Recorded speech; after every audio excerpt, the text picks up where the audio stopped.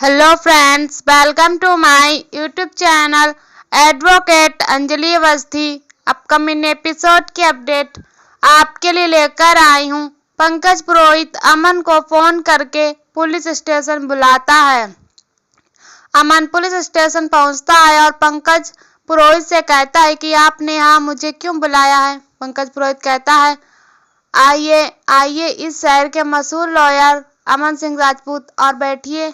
अमन कहता है, यहाँ पुलिस स्टेशन में किसी ऑफिसर के साथ गप्पे लड़ाने का मेरे पास समय नहीं है। पंकज पुरोहित कहता है, टाइम क्यों नहीं है, इतने कहाँ बिजी हैं आप। और कहता है कि याद आया, टाइम कहाँ होगा आपके पास, इस समय आप एक बहू के घर का सर्वनाश करने में लगे हुए हैं, तो टाइम कहाँ होगा आपके पास। अमन कहता है कि अपने व्यवहार को बदलिए, भूलिए मत, मैं एक एडवोकेट हूँ। पंकज पुरोहित कहता है, पता है, मुझे अच्छी तरीके से पता है, शायद आप ये भूल रहे हैं नए लॉयर साहब, हम भी एक पुराने पुलिस ऑफिसर हैं, आपसे कुछ पूछताछ करनी थी, इसीलिए आपको यहाँ बुलाया है। तभी अमन कहता है कि आपको पूछताछ करनी है, आपको मुझसे किस बारे में पूछताछ करनी है। पंकज पुरोहित कहता है, एडवोकेट अंजलि अवस्थी पर जानलेवा हमला हुआ था, 4 गुंडों ने अटैक किया था, वो भी दिन दहाड़े, बस इसी सिलसिले में आपसे कुछ पूछताछ करनी है। अमन कहता है कि मुझे इस बारे में कुछ नहीं पता।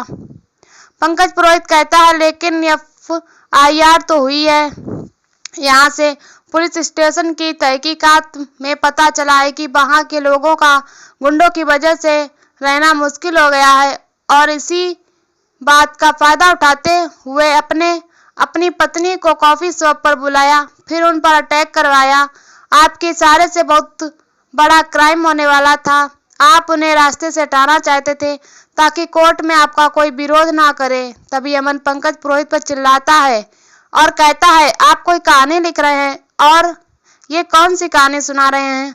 अगर आपको कहानी लिखने का शौक है तो बेशक लिखिए, लेकिन अपनी कहानी में मुझे विलन मत बनाइए और अपनी औकात में रहिए ऑफिसर। तभी पंकज पुरोहित कहता है, चिल्लाइए मत, आप बड़े बाप की औलाद होंगे तो अपने घर पर होंगे, याद रखिए ये पुलिस स्टेशन है।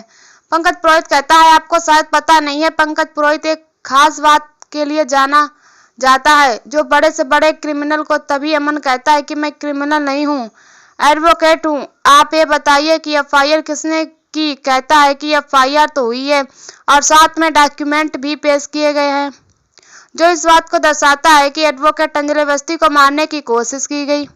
तभी पंकज पुरोहित अमन को अंजलि और उन गुंडों के बीच मारामारी का वीडियो दिखाता है। अमन वीडियो देखकर कहता है कि इस बारे में मुझे कुछ नहीं पता, ऑफिसर मेरा विश्वास करे, इस बारे में मुझे कोई जानकारी नहीं है, ये सब कुछ क्या है मुझे नहीं पता है, मुझे लगता है यह किसी की चाल है, मुझे फंसाने की कोशिश कर रहा है।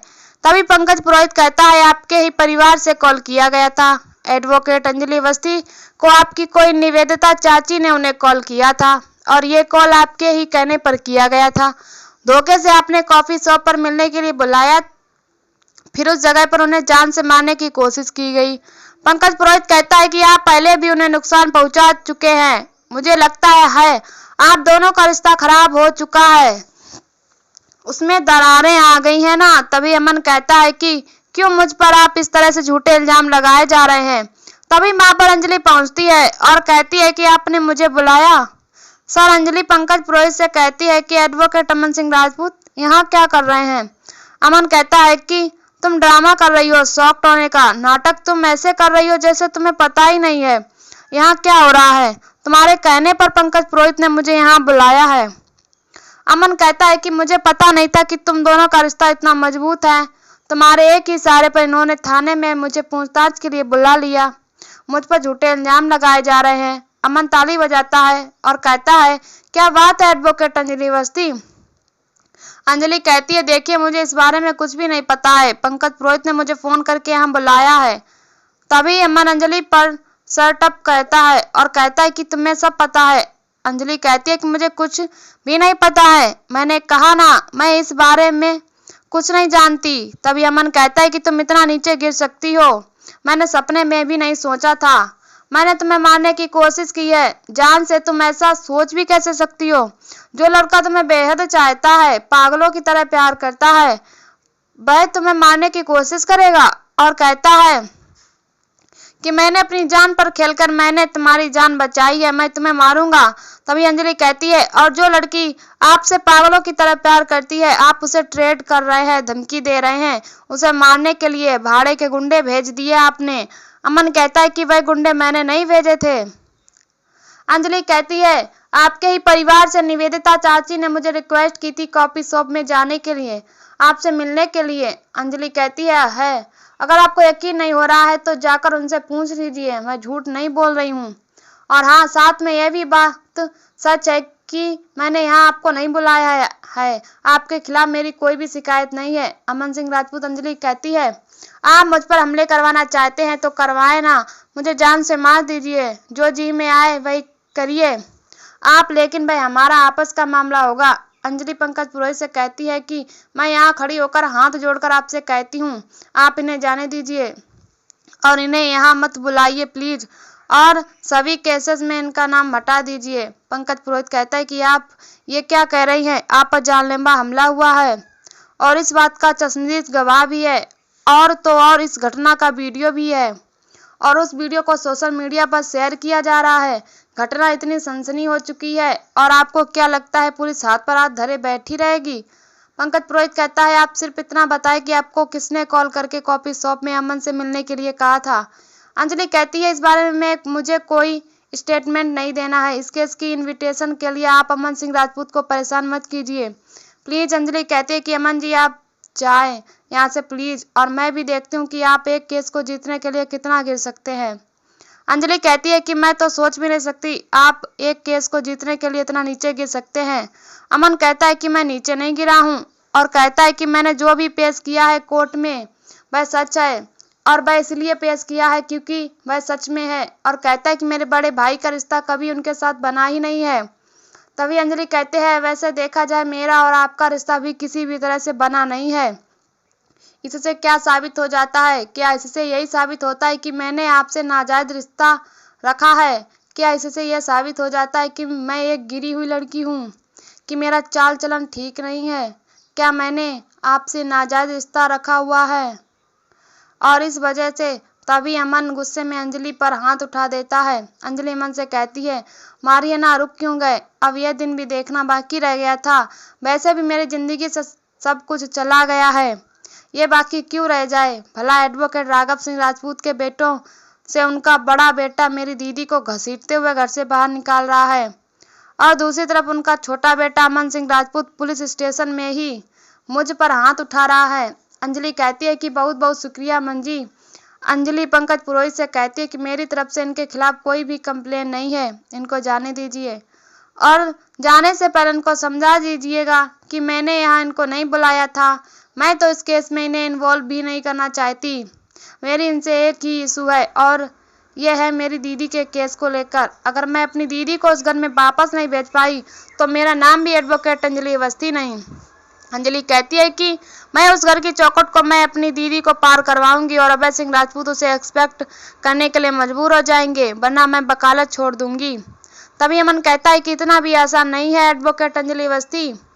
अंजलि कहती है, आपने तो मेरा सरनेम ही बदल दिया, एक सरनेम बदलकर आपने हमारा रिश्ता ही बदल दिया। अमन कहता है कि आपने क्या समझ रखा कोर्ट में आप खड़े खड़े यह केस जीत जाएंगी ही, गिन्नी सिंह राजपूत को राजपूत हाउस की चौखट पर लाकर खड़ा कर देंगी।